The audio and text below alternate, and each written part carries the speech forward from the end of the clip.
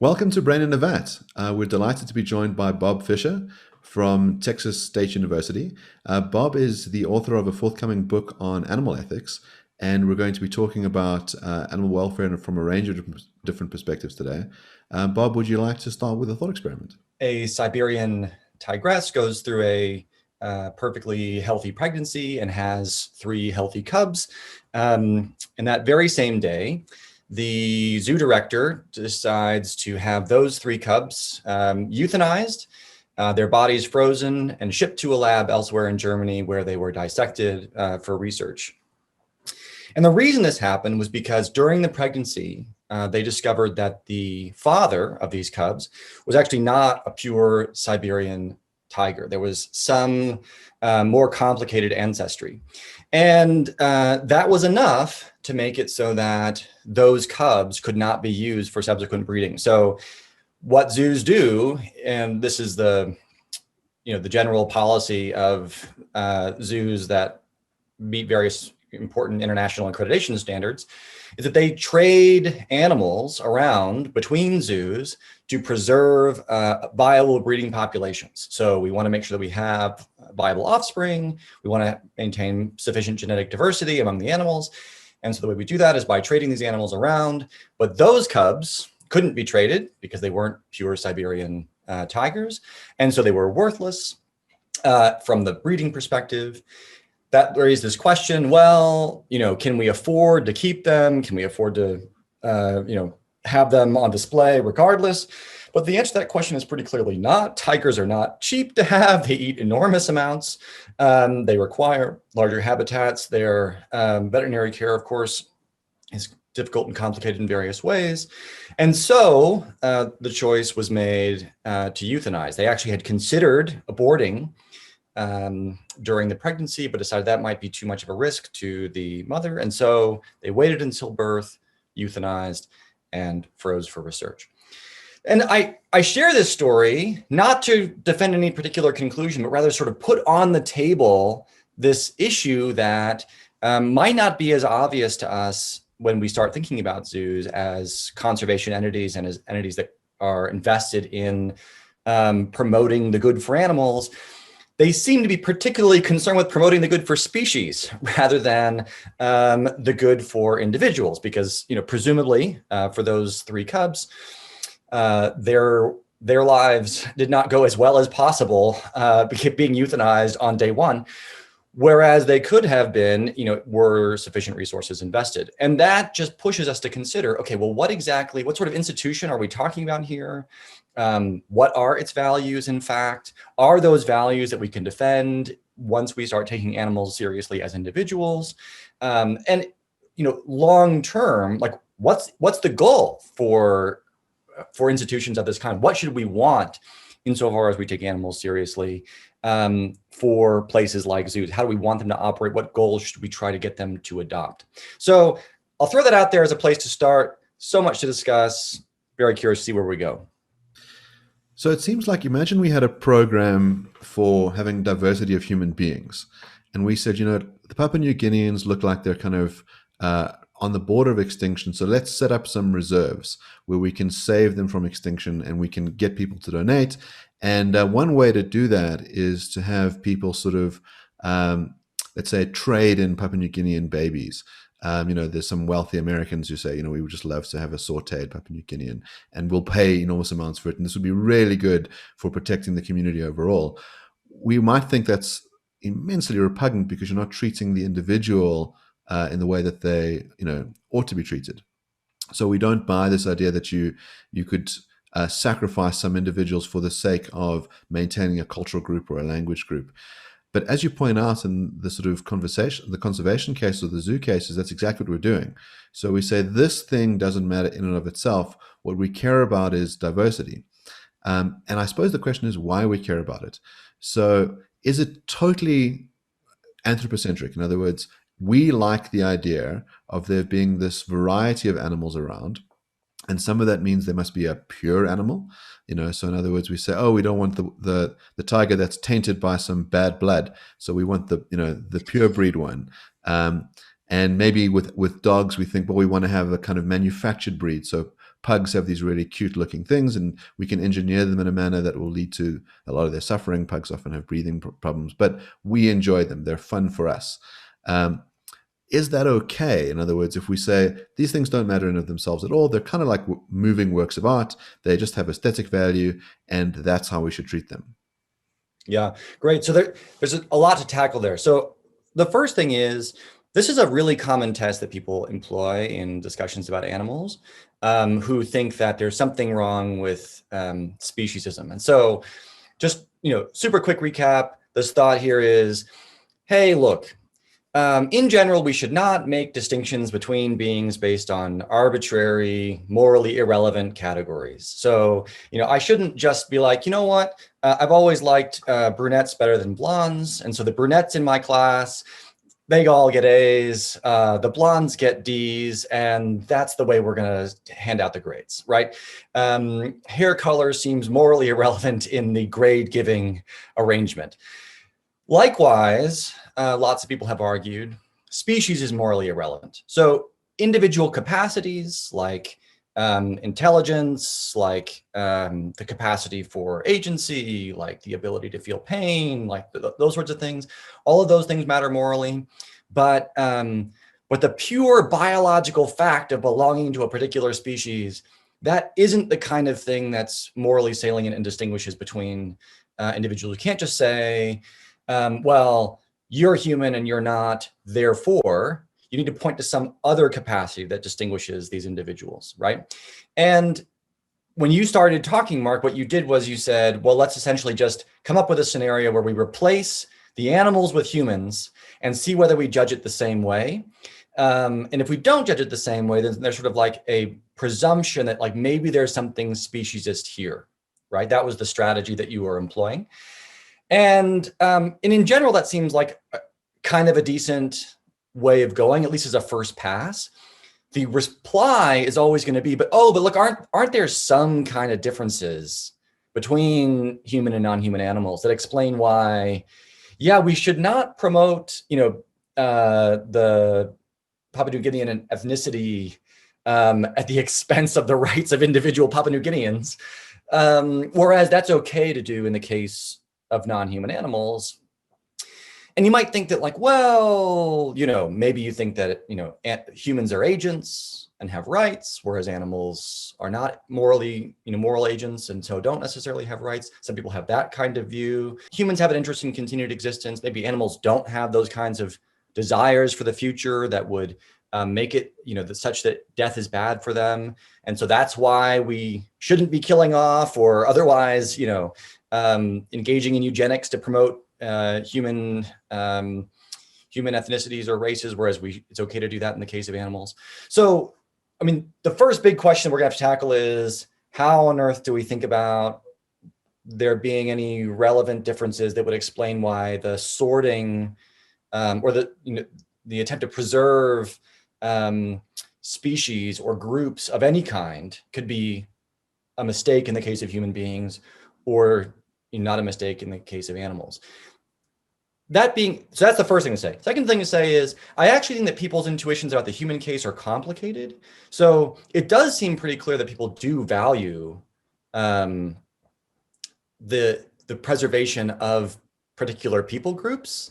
They often don't think it should violate rights, but depending on the culture, they often do think that interests that we take to be really fundamental could be sacrificed for that. So, the cartoon version of this is, think about old Italian grandma who is just determined that, her daughter marry another good Italian boy because we want to have more Italian grandbabies, right?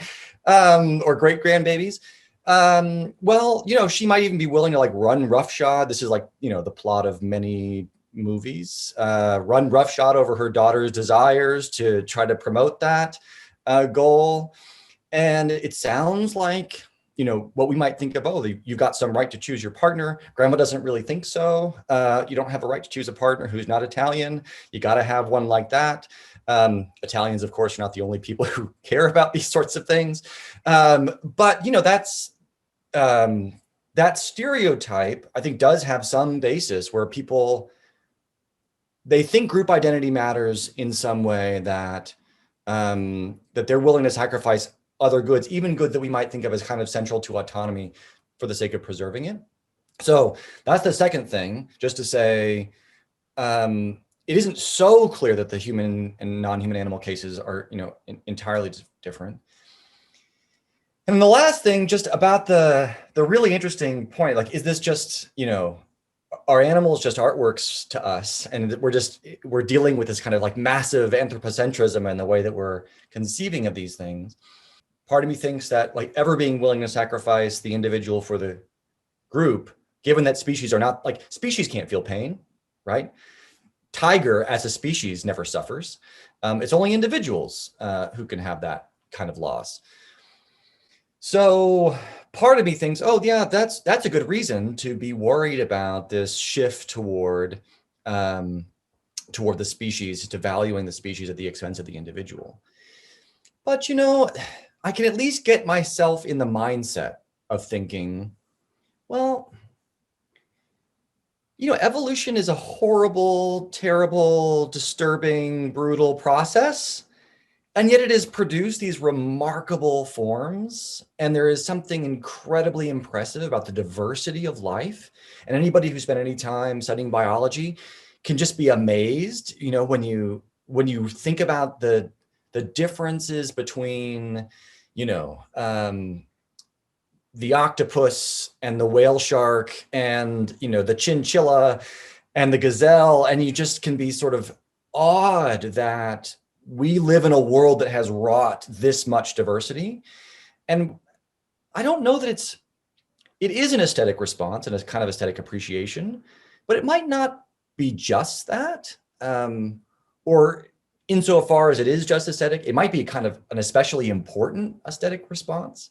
And so I don't want to be cavalier about compromises to animal welfare, as the initial case suggests.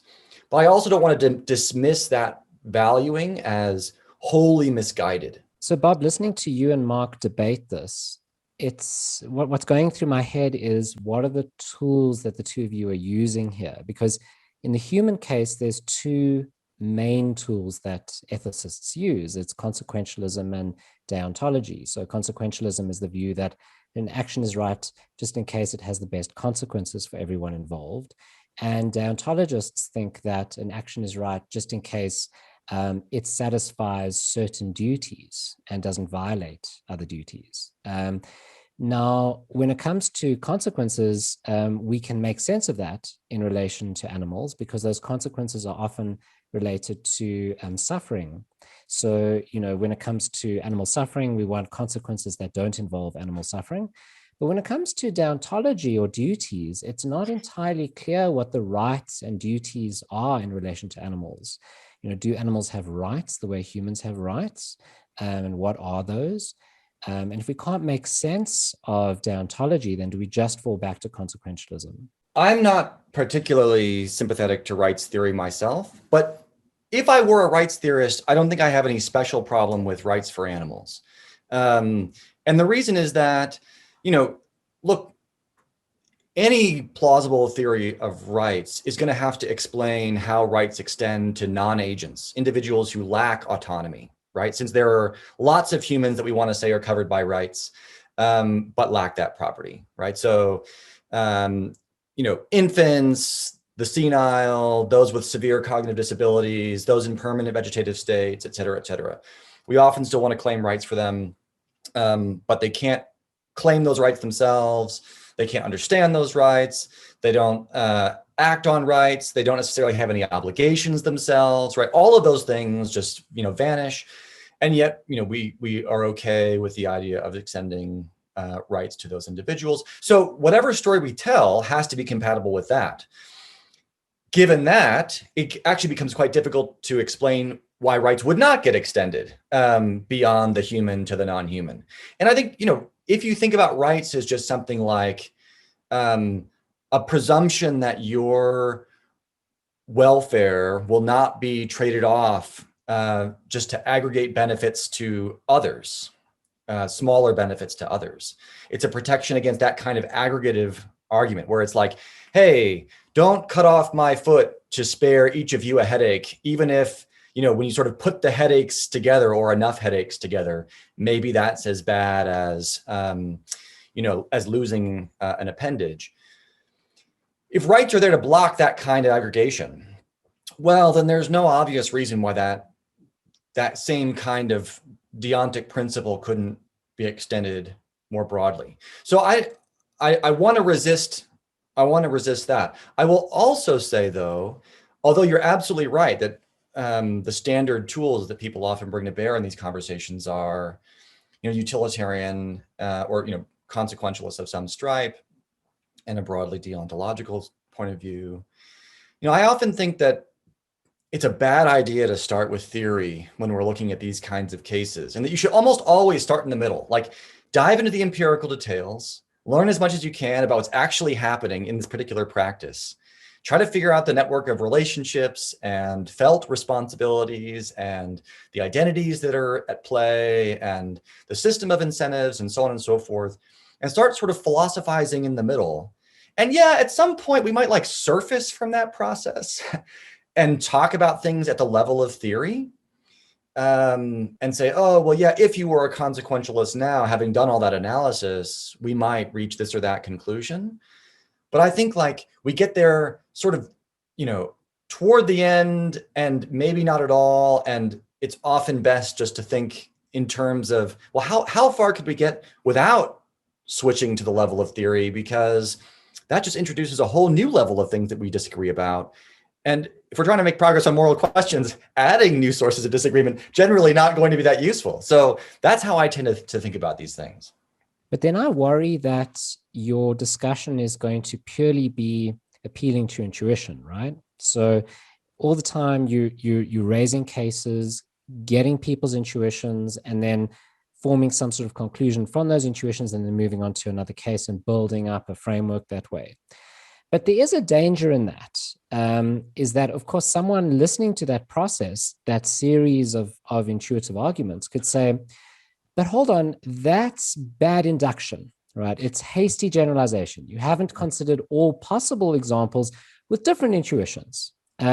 So, I'm not sure what the general intuition would be in the Siberian tiger case. I'm guessing the intuition generally would be that they shouldn't have euthanized those cubs. Now, the person who says no, but they should have euthanized those cubs, will say, well, that's not an indicative case. Let me give you another one where the intuition goes my way. So now you've got these two different arguments with opposing intuitions, and you've reached nowhere. You've reached no solid conclusion. Whereas if you start from theory, then at least that delimits the number of cases you can present. Starting from theory is a bit like saying, let's start from the vantage point of one theory that has been historically influential in systematizing intuitions, insofar as we pick a particular theory, like, oh, we're going to be consequentialist today, and consider how the arguments go. And, that's fine. I think there are lots of people who find themselves able to be convinced by particular moral theories. But now I'm just reporting autobiographical details rather than arguing. But I've just never been that kind of person. I've never found myself to be the kind of person to be like, oh yeah, this is the theory that makes most sense to me. I look at all the theories and I think, oh yeah, all pretty good. Lots going for them. Pretty interesting. Could see ways of modifying them so that I would find each one even more plausible. Could see ways of modifying them so they'd be less plausible, right? And if you find yourself sort of betwixt and between and not really committed to the level of theory, then you have choices. You can say, well, we're going to keep marching on, and we're just going to assign credences to each of the moral theories and turn the crank and try to figure out, well, what should we do given that we've sort of probabilify our moral uncertainty. And there are people who take that kind of perspective, and I think there's something to be said for it. My own view is to say, oh well, look, maybe we should just start in the middle and tolerate the fact that, yeah, we are vulnerable to exactly those kinds of critiques, but we don't really have anything better to do. We don't have a better strategy, given that sorting out the theoretical issues is so hard. That being said, like, let me make my problem way worse than you made it. So like, I think saying what you said, Jason, is great as a challenge in the human case, when we're mostly thinking about cases that involve humans, but it's actually way worse in cases involving animals, because our intuitions about animals are just, there's lots of reasons to be suspicious about our judgments. We're often really confused about what's in the best interest of animals. We think we know, and because the signs of what's good for animals can be seriously misleading, we can misjudge that very badly. So, I mean, to make this concrete, I'm working on this. I've been doing a bunch of research about the practice of toe clipping, which I'm sure is something that you guys do on a regular basis. Not toenail clipping, actually clipping the toes, right? Not of humans, but of reptiles and amphibians. So here's the situation. You're doing a population study, right? You want to know how many of this particular kind of lizard are in this region. So what do? Well, you catch a bunch of them, you cut off some specific pattern of their digits, right? And then you release them. You wait a certain amount of time, you catch a bunch of them again, and then there's an algorithm that you can use to take the percentage that you caught that have the toe clipping marks to extrapolate the general population numbers, right? And you can, if you do this a couple of times, you can triangulate and get a reasonably reliable population estimate. It's a standard method. Well, should we clip the toes of these lizards, right? I mean, is the value of the knowledge sufficient to justify cutting off these digits?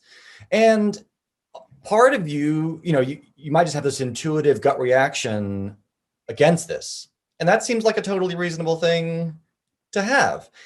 But actually, like, sorting out how bad it is for these lizards to have their toes clipped is really difficult, and the empirical research it's not at all unified.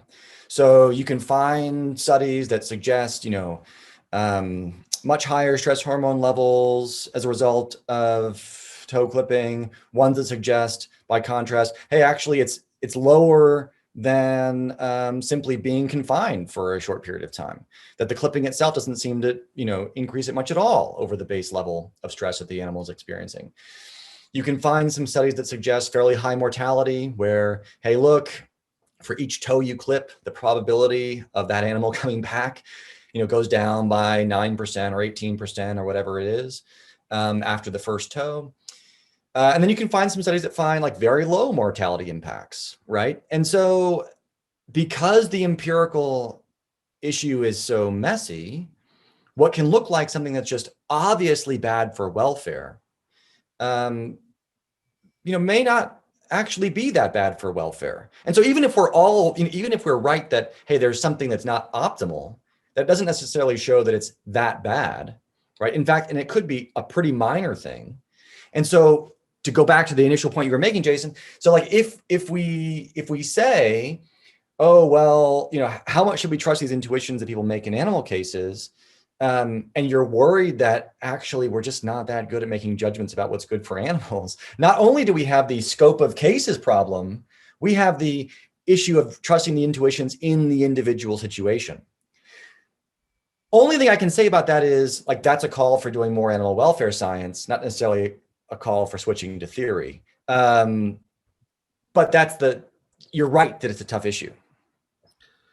So I want to touch on two topics. The first is this question about what do you do when you have mutually incompatible worldviews?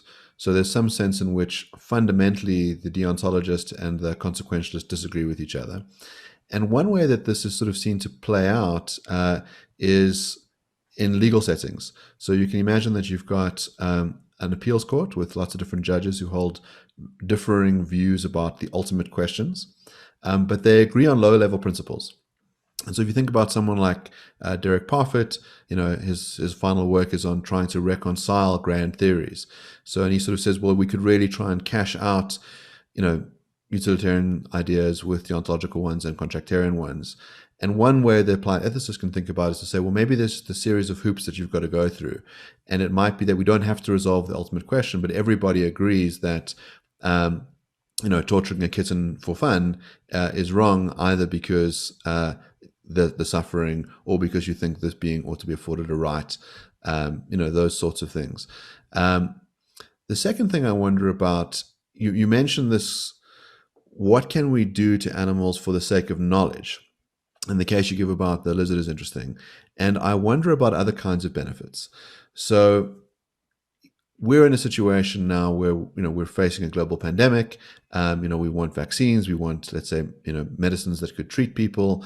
And it's a traditional part of science to experiment on animals. And the idea is that we hope will yield some gains.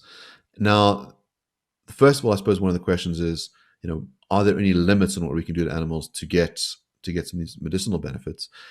And are there other kinds of gains, let's say, in the case of beauty products? So we're trying to test out, a new shampoo, and so we put the shampoo in the bunny's eyes. Do we think, well, we have enough shampoo? Do we need to continually torture these rabbits so we can get this marginal benefit? Are there limitations? What are the kinds of principles that you use in those sort of testing cases? Yeah, I mean, my view is that like anything that allows you to have more illustrious hair is going to be justified, right? So that just should be a starting point for the dialogue. No, so I mean, the experimentation case, that's right. That's exactly right. I mean, once you've seen those locks, what else is there really to discuss, ethically speaking? The experimentation case is interesting. If we're going back and we're, trying to rely on the moral theories, you might actually think that these cases are either a reason not to be a consequentialist, or that just shows that these cases are not particularly big deals. Because when you look at the number of animals that we're testing on, it's actually a relatively small number. I mean, it's not totally trivial. I don't want to minimize it. Actually estimating the populations itself is difficult, and there's a lot to say about it. And I've tried to say some of that in the book that you mentioned at the beginning of the podcast. But the point is that when you look at, if we are trying to address a pandemic where we're talking about, literally billions of people being affected by some disease, the number of animals that, are going to be affected by this in research, they, certainly in the thousands, maybe in the tens of thousands, very outside possibility in the hundreds of thousands, but that's what we're talking about. And their lives are not going to be good lives. But if we're talking about the overall, impact on the human population, it will turn out that if you want to maximize utility, you should do the experiments. You can, of course, react to in two ways. You can just see that as vindicating, or you can question the consequentialism that led you there. And of course, that's what lots of people do, that take that second horn. They say, well, look, this is the reason, or a reason, to think that animals have rights. We don't accept that kind of reasoning, when it comes to think about the Tuskegee experiments, where these men were given syphilis, and they all eventually died as a result, and they weren't given the appropriate sort of care for that. And people think those kinds of experiments are, the definition of what's wrong with a consequentialist kind of reasoning, where we sort of say, well, the many benefits to the group outweigh the costs to the few. And insofar as we reject that kind of reasoning in those cases, that maybe, we should reject it in the animal cases as well. Insofar as you are sympathetic to that kind of rights-based approach, you're going to have to, you're going to being very critical of animal experimentation, but the actual frameworks that are used to adjudicate between legitimate and illegitimate experimental designs or protocols, research protocols, are just so far from the rights-based framework that while it's interesting to think about, does the rights view permit this or not? In one sense, it's, I think it's a bad thing to focus our energies there. We should instead focus on the kinds of frameworks that are actually invoked in research context and see, well, how far can we push those in animal sympathetic directions? Or, insofar as we're interested in advocating for animals, or insofar as we're just interested in the issue in the abstract, what exactly do those principles imply for particular research protocols? The big framework, of course, is like the 3 R's framework. 3 R's framework says that if you would get some significant benefit from the research, then it's going to be permissible as long as you have tried to do 3 things. You have tried to reduce the number of animals that you use, replace animals with non-animal models. So if you can do research on something other than an animal, do that. And then refine your methods. So make them as remove as much pain as possible from the process. So the 3 R's, of course, are designed to allow you to do research, but they place these constraints, and then you can go and ask, well, was there any other way of doing this? Can we do it with fewer animals? Can we do it in a way that has a smaller impact on welfare? And then we can start saying, well, even if we think pandemic, or vaccine creating research in the context of a pandemic is justified, was this particular program justified? Was this particular set of protocols justified? Just by the way, I wonder with those 3 R's, suppose humans develop interplanetary travel, and suppose that we want to know what happens when you nuke a planet so much that everything dies off. We want to see what happens, right? It seems like there's no way to replicate that experiment in a way that would reduce suffering, that would refine it in such a way that we don't have to nuke a whole planet, and that we can reduce the number of animals involved. It seems like, according to the 3 R's, we can go and nuke that planet and see what happens. Yeah, so according to the 3 R's themselves, strictly interpreted, you could certainly reach that conclusion. So typically they're supplemented by some other assumptions, which I hinted at earlier, which is the thought that there's got to be some significant benefit to the research in the first place. We want to start a plan from scratch, right? So we want to see what happens if we just destroy everything and see, even though no organisms survive, could some life percolate up? I mean, there is genuine disagreement about this, about how valuable knowledge has to be, for particular protocols to be justified. So, I think that if you took this to an animal researcher, they would of course be horrified and say, well, no, nothing we would ever say would ever commit us to something like that. Philosophers, of course, will want to push and say, actually, your view does commit you to that. I think it's quite difficult to know how to adjudicate those kinds of disputes. But this brings us to the second thing, which is, look at the way the culture of animal experimentation has changed. We used to be comfortable with things like, so maybe you've heard about the maternal deprivation studies that Harry Harlow did. So Harry Harlow was a researcher in Wisconsin, and several decades ago. And what he did was he took baby monkeys away from their mothers, and he created these wire mothers that were formed to look like mothers, and then he created other ones that had some soft parts to them, and he created some that had that had fake breasts and could feed the baby monkeys. And what he did, he was just interested in seeing, well, what's the effect of taking away these kinds of supports from animals. And it turns out you can really screw up some animals by depriving them of their mothers. It's really bad for them.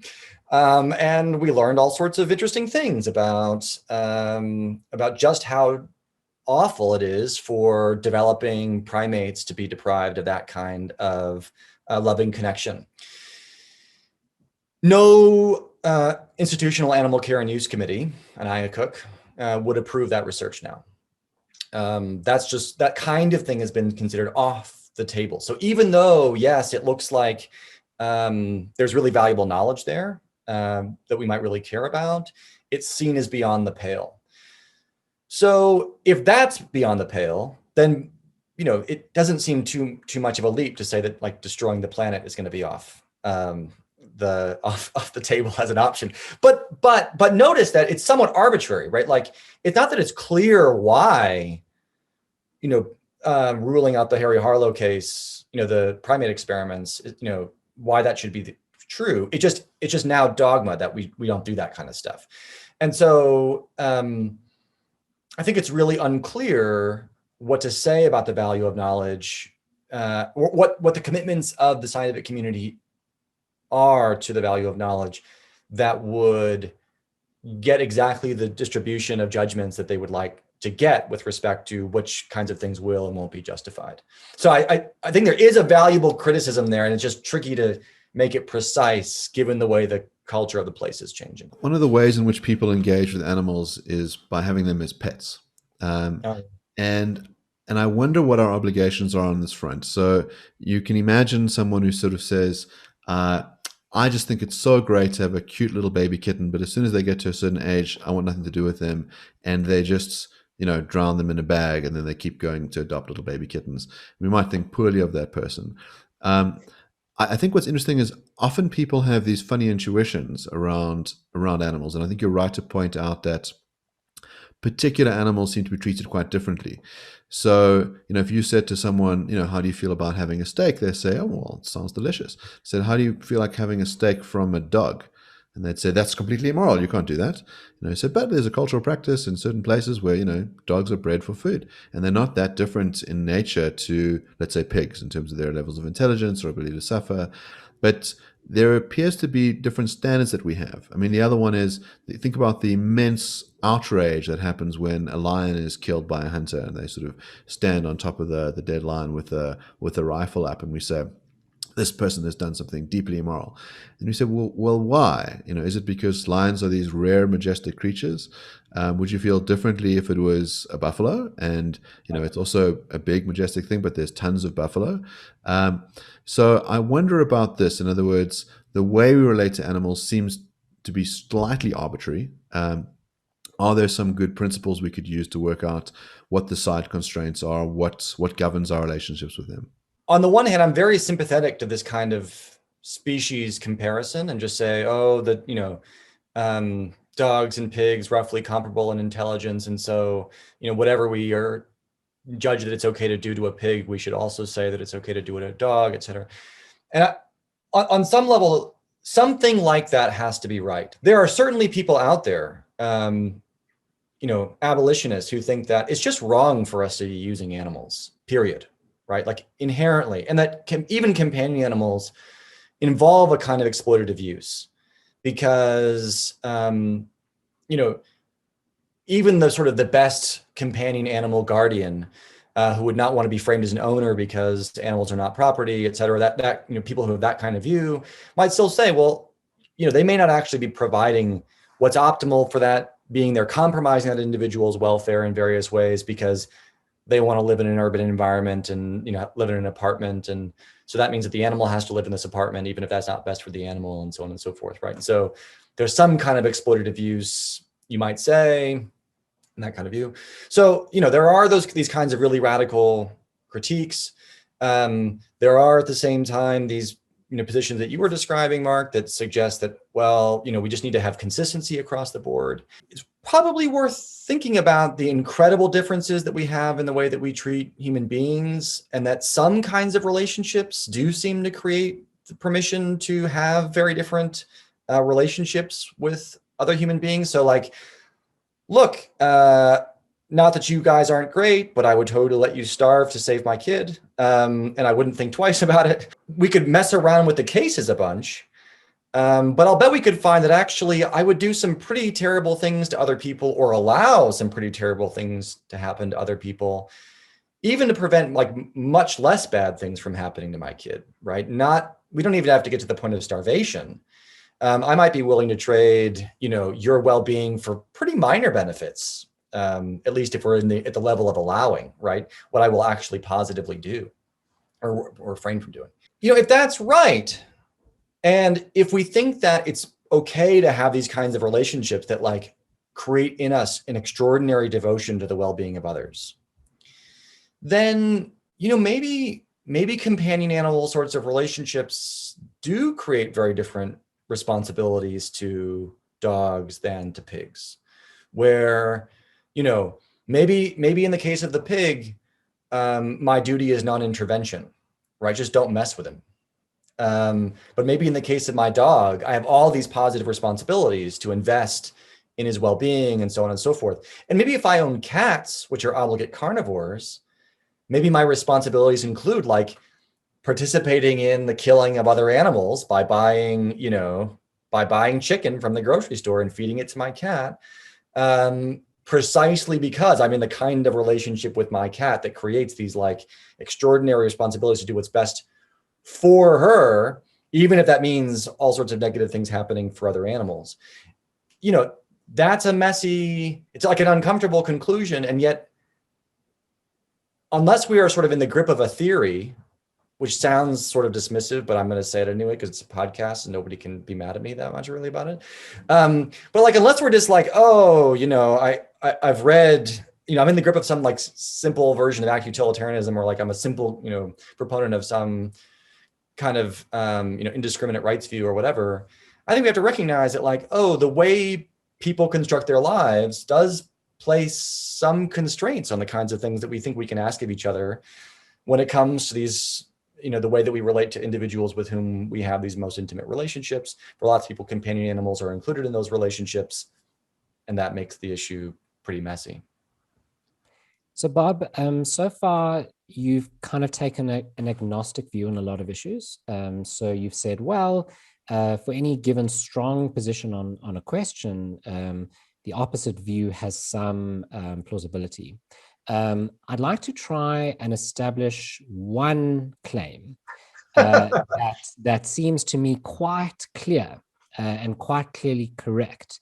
And it refers back to previous discussions that you and Mark had about putting shampoo in the bunny's eyes to protect the eyes of lots of children who will use the shampoo.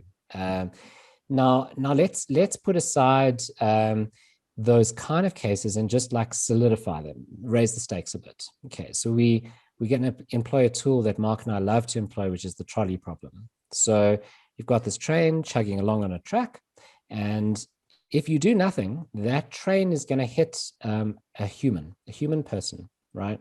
And let's just assume this human person has nothing special or terrible about them. They're just an average Joe. And you can pull the lever, and the train will swerve to the left onto a different track. And on that track is a certain number of animals. And let's say those animals are, I think the type of species is going to be very important for the case. But let's just say for now that they're pigs, okay? How many pigs would have to be on that track, or below how many pigs would need to be on that track for you to flip that switch? It seems to me like if it was one pig versus the one person on the track, if you do nothing, you should pull that lever. You should switch the train's trajectory. And that seems clear to me, right?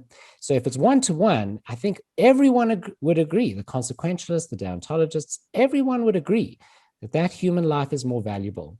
Now we become, we pile up the pigs. There's 2, there's 3, there's 4, there's 10, there's 30, there's 100. Maybe at some point, someone says, okay, you don't kill all those pigs to save one person. I'm not sure. Maybe some people would say you kill all the pigs in the world. I don't know.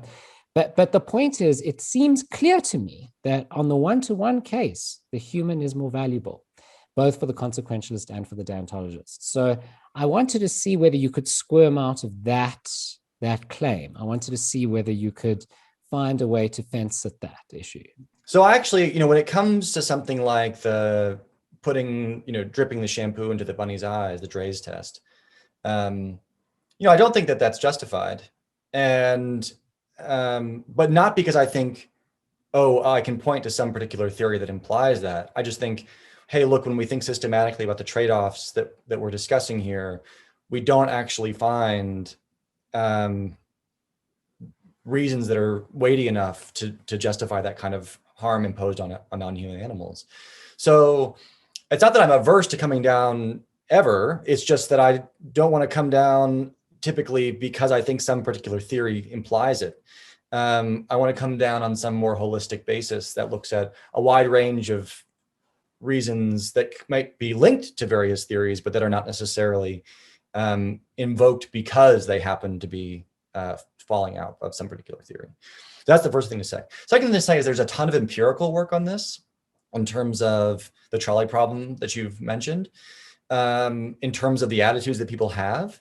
And it is actually really interesting to look at the distribution, and it's incredibly diverse. So you do get people who have the lexical priority view. In other words, humans trump animals in all cases, it doesn't matter what, right? And you have people who the numbers trump from the beginning. So yeah, they might say in the one-to-one case, humans win over animals. But as soon as it's 2-to-1, animals win. You get people like that. And the distribution just shows how fraught our relationship with animals is. We don't know how to think about them. And there's just intense disagreement. What you don't find, at least in those studies, but because they're not designed to find this out, is people who say flip a coin.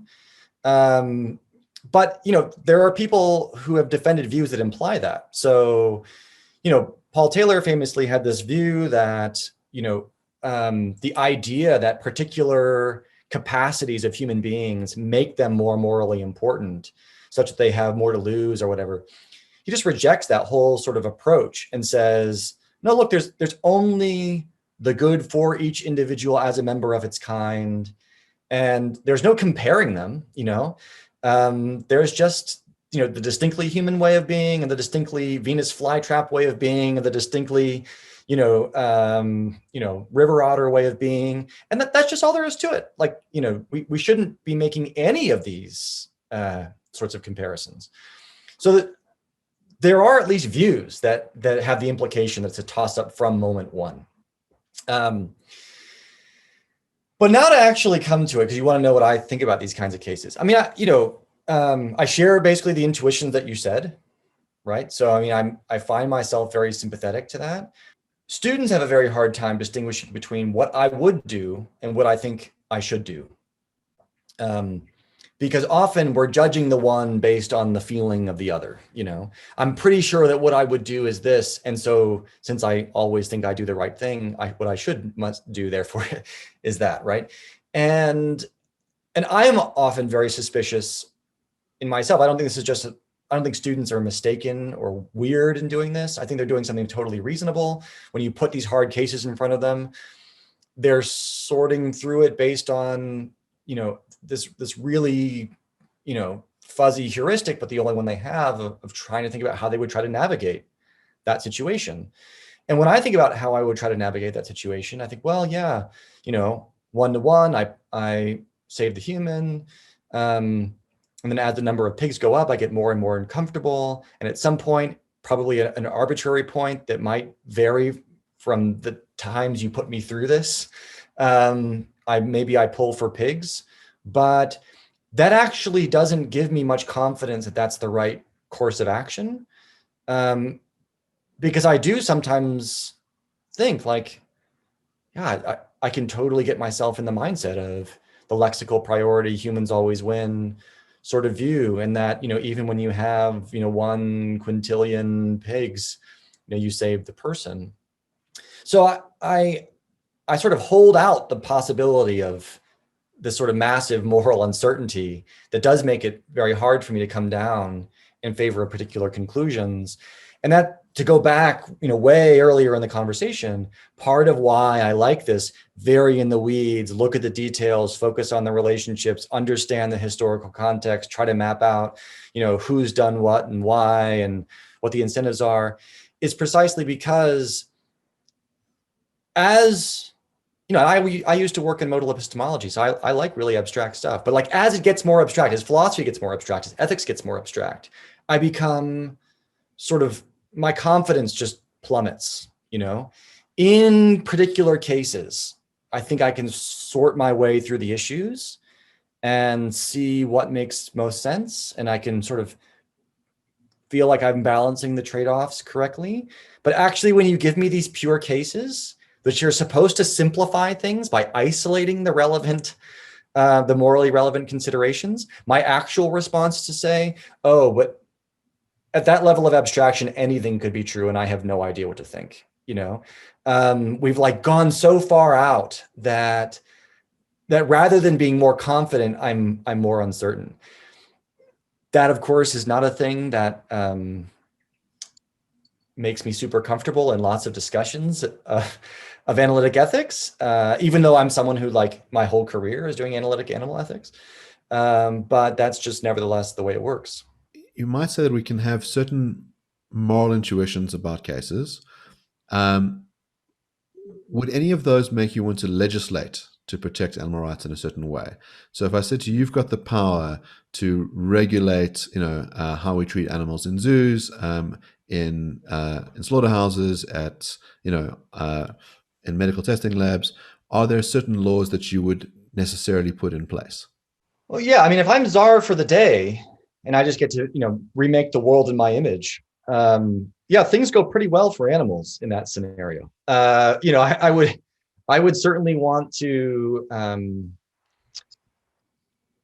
very little farming would end up passing the test of the kinds of animal welfare laws that I would want to put on the books. Most animal use activities where animals are used for entertainment or sport or whatever would probably be regulated out of existence. My views are, in general, my personal views are generally very, very pro-animal. But then there's another matter of arguing for those views. And that's a lot harder. And I think that, when I think about, well, what do I think I could justify to a diverse public, insofar as you think that kind of social legitimacy is important, or what kind of regulations do I think would be both maximally good for animals while being minimally burdensome on those who disagree, or what have you, like those kinds of ways of thinking about the constraints. Well, then it's a lot harder to know, what to do. I mean, what I actually want in the short run, in terms of very practical stuff, would be for, this is in the US, obviously you have to go country by country, but if we just got the Animal Welfare Act to genuinely be a universal piece of animal welfare legislation, and not one that just protects a very narrow subset of animals, that would really radically change the farming industry. That would be a huge bit of progress, I think, for animals. And if we tightened the regulatory frameworks so that we just took what's common in research facilities and expanded that, I think that would be a really good thing. So where you can replace animals, replace them. Where you can reduce the numbers, reduce them. Where you can refine the methods, refine them. And if that was enforced by law, that would be a massive, massive improvement. So those kinds of two things, generalizing some laws we've already got, which are bad. I mean, they're inadequate even as they are, but if generalized, would be a lot better. And taking existing ethical frameworks that people are willing to take seriously in research and generalizing those, that would be a stunning accomplishment for animals. I think that's sort of almost more than I can imagine ever being accomplished. But it would be great, Well, I want to say this has been a delightful conversation. We've really covered a lot of ground. And what I particularly like is the humbleness in your approach, which is to say these things are much more complicated than we often admit. And we need to be sensitive to the information. We need to be able to revise our minds. We ought not to be too ideological in our theoretical commitments. And I think that's a very important approach to these kinds of difficult questions. Thanks. I appreciate that. And I've really enjoyed the conversation too. I mean, I should say, the risk of being someone like me is that you fall into the trap of inaction. So, hopefully I can serve as a valuable corrective. But at the end of the day, of course, it'd be really good if we made things better for animals. So this is a fine line that someone like me has to walk. And I'm not sure that I personally always walk it as well as I should, but I hope that I can be someone who both complicates the story while still saying these issues are important enough to take seriously and to do something about.